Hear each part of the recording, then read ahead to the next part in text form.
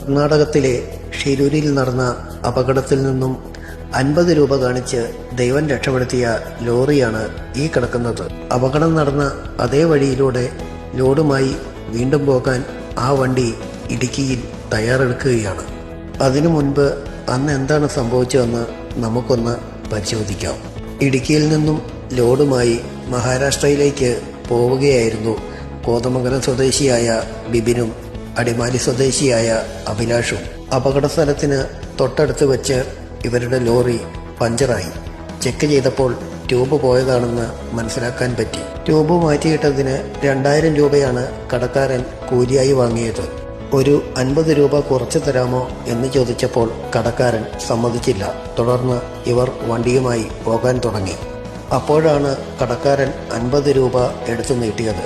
അത് വാങ്ങാൻ വേണ്ടി വണ്ടി റിവേഴ്സിൽ വന്നപ്പോഴാണ് മലയിടിഞ്ഞു വീണത്.